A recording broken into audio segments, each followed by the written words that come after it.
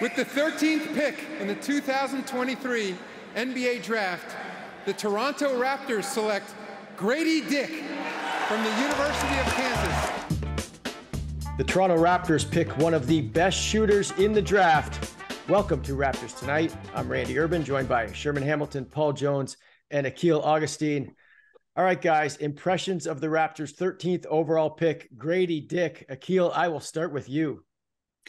Well, I mean, we're all waiting for the Raptors to make a big move roster-wise, but it looks like as of right now, as we sit, they're standing pat. And so if you look at what Gradey Dick brings to this team, he kind of addresses some of the issues that the group had with three-point field goal percentage, ball movement. I think that's something that Gradey can bring. So I'm happy with the pick. I think adding youth and depth to this group is obviously what the front office wants to do, and that's what you do in the draft. And the skill set that's being brought in by Gradey, it works. Mm-hmm. It passes the test.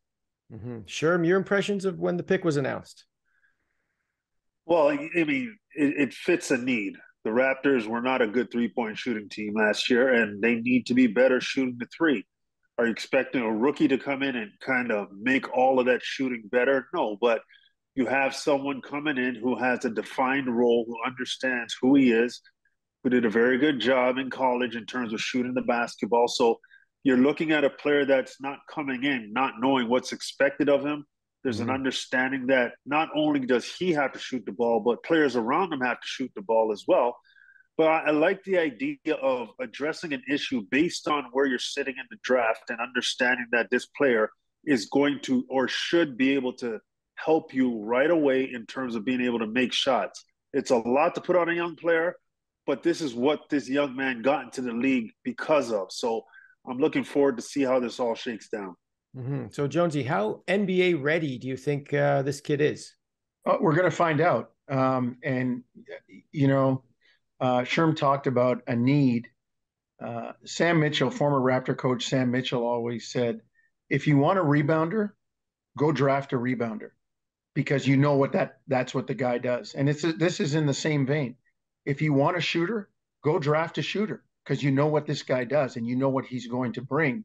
It's not like you've drafted somebody who, well, we think we can make him a shooter. He's got potential to be a shooter. No, this is what this guy does. So I like the fact that, there was an obvious need for shooting. They went out and got somebody who could fill that need. And listen, it's going to take time. It's going to take time. And this is the thing about the draft. Sometimes people get excited about, young guys, and they see them playing against guys that are in their own kind of age group and category. And it's always akin to horse racing. When you have a horse that's really good over, 5 or 6 furlongs. Okay, well, let's see what he's like or she's like in 1.5 miles when you move up to the next level against people that are used to that. So, optimistic, but, exercise some patience, because there's going to be an adjustment period. There's going to be a learning curve. And, they always say the one thing you can't teach about the NBA is the speed and the size. So it's going to take him some time to adjust to that. But I love the fact that, he's a confident guy. He knows what he's been brought here for. And I don't think you're going to see this guy turning down shots when he gets his opportunity. Mm-hmm. Can we touch on the suit? Can we touch on the suit? We should. We absolutely all-time, Akil? All-time in draft history? That draft gets a B+. That suit gets an F. I don't know. I leave the sartorial excellence to Sherm, so I'd love to hear what he thinks. But I was not impressed. The fit, it didn't seem like it fit his body. I think he shot down Christian Louboutin as a designer. I'm disappointed in everybody's performance. My buddy texted me saying, I got to get that suit from him. I don't know. I think, Akil, didn't he shout out Dolce & Gabbana? Wasn't that the suit? Maybe it was that. Whoever it was, they didn't check the fit. They didn't pass the fit check. Sherm, you wearing that first night of Raptors Tonight next season? Absolutely not, or ever in my life. I don't have the swag that he has, and I really don't have the fashion taste he has to wear stuff like that. All right. I'm not sure anyone does. Let's go back. Here's the question, though. Yeah. Here's the question. Like the Jalen Rose red draft, like, is that an all-time? Is that one that people will be talking about for years to come? Yes. I mean, yes, very much so. If we're going back not necessarily to the LeBron positive, draft, Akil. I think they'll remember that one forever. I mean, we remember the fits of the LeBron draft, the sizing of the LeBron draft all too well. Let's go back to the shooting, Akil. You know, obviously he has the tools to be a successful NBA player. He's 6'8", over 200 pounds. What I notice when I watch him play, his release is there's not a lot of movement there. He shoots it from a good vantage point and he gets it off really quickly. These are things that, you know, translate well to the NBA. Yeah, I'm not a shooting expert, but I do understand. Sure. I do understand. You know, mechanics are a big part of your ability to take it to the next level. And I think Gradey's a guy who when he was shooting with Duke, he was shooting off the move. He wasn't taking his time. He wasn't settling. And I think the shots that he took, his shot profile, even in the NCAA, is going to be very similar to the shot profile that he's going to get at the pro level. So it's not going to be a huge transition for him, at least in terms of recognizing which shots get a green light for him. I think this is a guy that you can put into a lot of dribble handoff situations with Scotty Barnes because he also has a little bit of a handle. But again, I'm also impressed with the fact that this guy's a good off-the-ball mover, and I know that's something that the Raptors kind of were stagnant with last year. But definitely his quick release is going to pay dividends for him once he does get to that next level.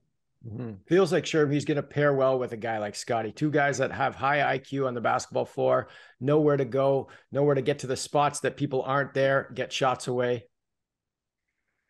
Well, yeah, that's the hope that at some point those two can be able to work together and make some good things happen.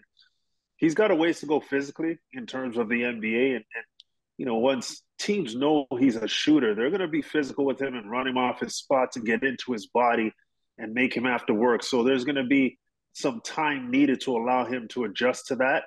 But with Scotty Barnes' ability to handle the basketball and create, you're hoping they can find some kind of synergy and whomever else is on the roster handling the basketball. But the good thing is a young man, he knows who he is. He's coming in. He's a shooter. He made 40% of his threes in college last year. And, you know, when a guy comes in with a specific skill set, you can't just have that one thing at your disposal because teams will take that away from you when they can. And to Akil's point, the fact that he can put the ball on the floor a little bit and play make, that's going to help him alleviate some of the stress that teams are going to put on him. But he's a rookie. You can't really expect all of that from him, but you do expect him to bring something to the table and expect him to have impact on some level at some points throughout the season. Mm-hmm. And Jonesy, just elaborating a little bit on that, Sherman mentioned 40% from three, and the shots that he's taking and making are difficult shots. He's taking a lot of shots in movement off pin downs in transition. Those are difficult shots to get your percentage up, and the volume is also there too. So those are all good signs. Yeah, they are. They are good signs. And you know, the fact that when a guy's a shooter, he understands how and where to get his shots too. He understands the movement of other people on the floor and the spacing and, you know, when to sneak into cracks, you know, how to use screens. All of those things come with the package as a shooter. And, you know, I just hope that, again, you know, people are patient. There is going to be a learning curve. There is, because you're stepping up in class to play with better players. That doesn't mean the skill doesn't translate. It's just going to take time to kind of relearn how to use that skill in the setting that he's in. But listen, I like the pick. You know, I addressing a need, get a shooter. As I said before, if you want a shooter, go get one. Don't pick a guy and hope that you can turn him into a shooter. They got a guy who can shoot it, and he can shoot it from deep, and that's something that will help stretch the floor as well.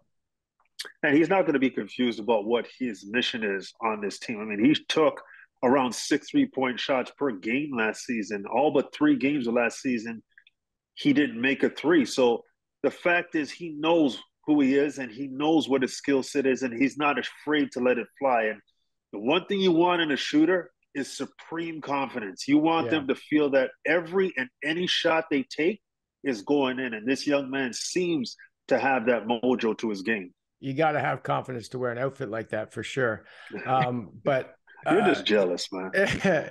Yeah. So let's talk comparisons. The NBA loves comparisons. What do you? I heard someone said Klay Thompson. Someone said Cam Thomas. What are you guys thinking here, Akil?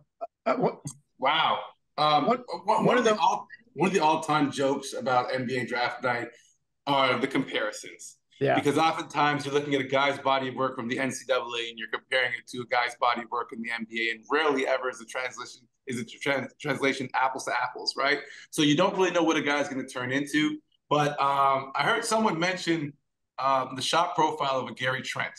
I think this is a guy that's not really going to be out there dribbling the ball very much in terms of creating his own shot too often.